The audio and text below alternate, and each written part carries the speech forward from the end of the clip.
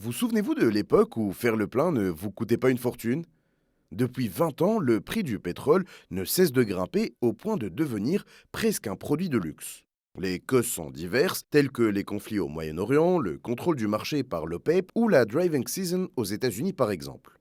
Mais imaginez qu'un groupe français lance un nouveau projet pétrolier indépendant de la Russie et de l'Arabie saoudite. Un projet qui produirait plusieurs milliers de barils par jour, contribuant ainsi à stabiliser, voire à faire baisser le prix du précieux liquide. Cela semble prometteur, n'est-ce pas? Et pourtant, la réalité est tout autre. Aujourd'hui, nous vous emmenons dans la région des Grands Lacs africains pour vous parler d'un des projets les plus controversés de Total, le pipeline EACOP, qui traverse l'Ouganda et la Tanzanie. Ce pipeline, aussi lent qu'un trajet Paris-Budapest, semble crucial, mais il nous confronte à nos choix de mode de vie. Avant de commencer, n'oubliez pas de vous abonner si ce n'est pas encore fait. Pour annoncer un projet de pipeline d'une telle envergure à une époque où l'or noir est perçu comme un fléau de par son impact écologique, il faut être extrêmement motivé.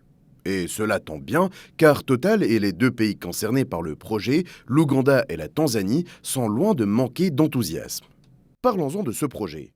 Le pipeline EACOP pour East African Crude Oil Pipeline est un oléoduc de 1443 km en cours de construction. Il reliera l'Ouganda à l'océan Indien en passant par la Tanzanie, permettant ainsi l'exportation de la production de 400 nouveaux puits de pétrole ougandais forés dans le lac Albert. Le lac Albert ne vous dit rien? Pourtant, il est le septième plus grand lac d'Afrique et joue un rôle crucial dans le système du Nil blanc. Il est également le berceau des Murchison Falls, une région de 5308 km² de savane, de forêts claires et de forêts équatoriales, abritant des espèces menacées telles que le rhinocéros blanc et l'hippopotame des Grands Lacs d'Afrique. Le lac Albert fournit de l'eau douce et de la nourriture à plusieurs milliers de personnes. En 2006, des réserves de 6,5 milliards de barils de pétrole ont été découvertes dans cette région, représentant environ 25 ans d'exploitation. À l'heure où le prix du baril de Brent frôle les 100 dollars, ces gisements représentent une opportunité financière majeure pour l'Ouganda et la Tanzanie. Aujourd'hui,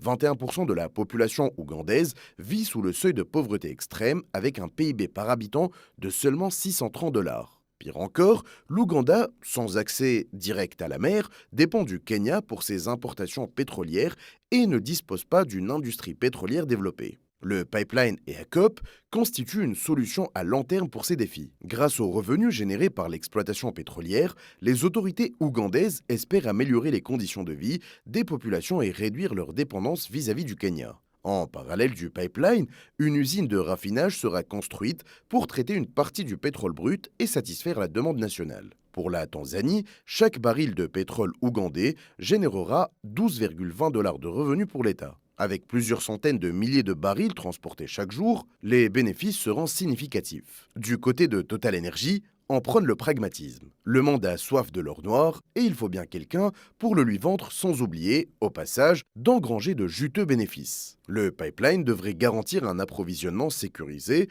en pétrole pour la France, offrant une protection contre les menaces de réduction de production par l'OPEP, la Russie et les États-Unis. La société EACOP a été créée spécifiquement pour la gestion de ce pipeline. Total Energy en est l'actionnaire majoritaire avec 62% des parts, tandis que l'Uganda National Oil Company et la Tanzania Petroleum Development Corporation détiennent chacune 15% des parts. Enfin, la China National Offshore Oil Corporation complète le tour de la table avec une participation de 8%. Le pipeline EACOP s'étendra sur 300 km en Ouganda et 1115 km en Tanzanie. Pour éviter que le pétrole ne se solidifie, les tubes de 61 cm de diamètre seront chauffés en permanence à plus de 50 degrés, ce qui en fait le pipeline chauffé le plus long du monde. 80% de l'énergie nécessaire à l'oléoduc proviendra de 5 fermes solaires spécialement construites pour ce projet. Chaque jour, 216 000 barils de pétrole circuleront à travers ces tubes. La construction du pipeline générera 80 000 emplois, tandis que 1000 à 2000 postes seront permanents. Lors de sa présentation en 2016, le coût du projet était estimé à 3,5 milliards de dollars, avec des premiers barils prévus pour 2020. Depuis, le budget a augmenté à 5 milliards de dollars et la mise en production des premiers barils est désormais attendue pour 2025.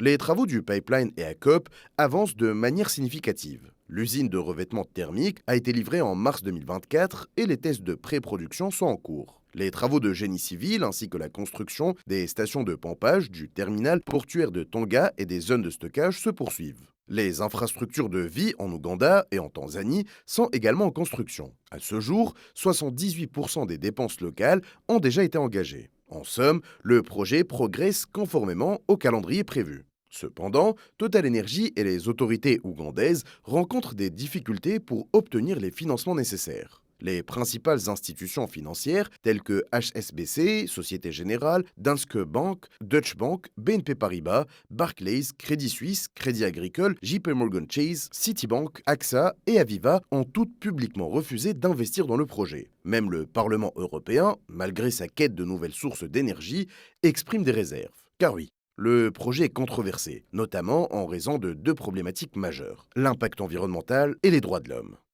Selon Total Energy, la production d'un baril de pétrole générera environ 13 kg de CO2, ce qui le positionne comme l'un des projets les moins polluants de son histoire.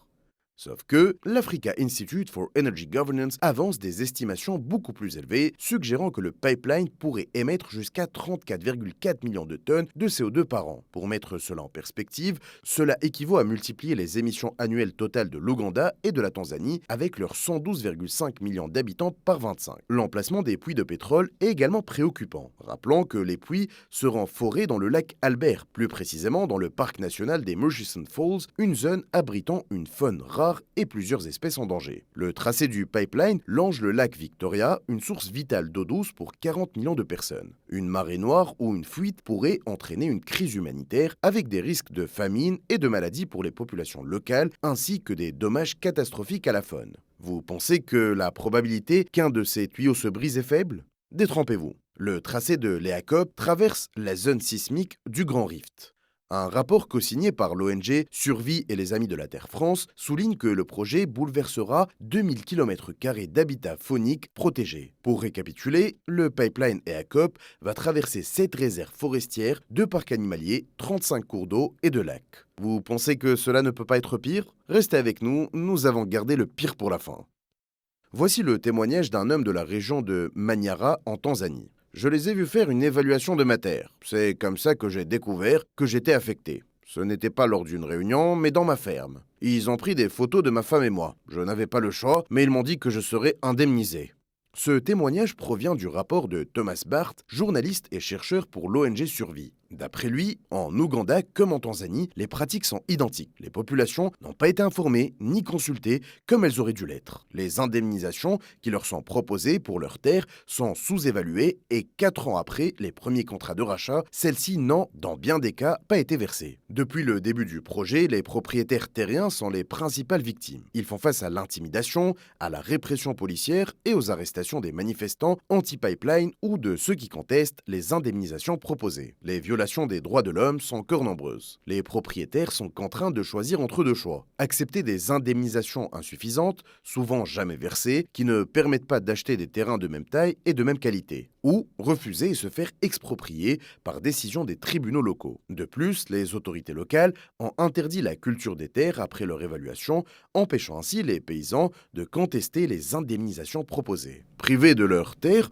les agriculteurs sombrent davantage dans la pauvreté avec des conditions de vie qui se détériorent. Beaucoup ne peuvent plus envoyer leurs enfants à l'école ni leur fournir une nourriture décente. Nous pourrions également évoquer les combats menés par les associations de défense de l'environnement en Europe et en Ouganda, leur action en justice et les destructions d'aires protégées, mais cela nécessiterait une vidéo entière pour en détailler tous les aspects. En fin de compte, cet oléoduc nous confronte, nous consommateurs, à une réalité dérangeante. Il est facile de blâmer Total Energy ainsi que les gouvernements ougandais et tanzaniens pour leur volonté d'extraire du pétrole au détriment de la biodiversité et de l'environnement. Cependant, ce sont nos choix de consommation qui alimentent ces projets. Ce que vous pouvez consommer sans modération, ce sont les vidéos de notre chaîne. Si vous ne vous êtes pas encore abonné, faites-le. C'est toujours agréable de voir de nouvelles personnes rejoindre notre communauté.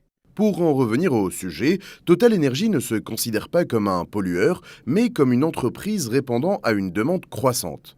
De leur côté, l'Ouganda et la Tanzanie ne se perçoivent pas non plus comme des pollueurs, mais comme des gouvernements cherchant à améliorer les conditions de vie de leur population et à fournir le carburant nécessaire. Ils ne sont pas les seuls à avoir dû faire des choix aussi difficiles. L'Afghanistan et le Pakistan ont opté pour la transformation de deux déserts stériles en véritables jardins d'Éden pour sortir leur population de la famine, même au prix d'un impact sur le climat. Nous avons préparé 2 vidéos à ce sujet. N'hésitez pas à les regarder. Si vous avez apprécié, mettez un like et abonnez-vous. C'était Utopie urbaine, la chaîne des passionnés d'urbanisme et d'architecture. À bientôt!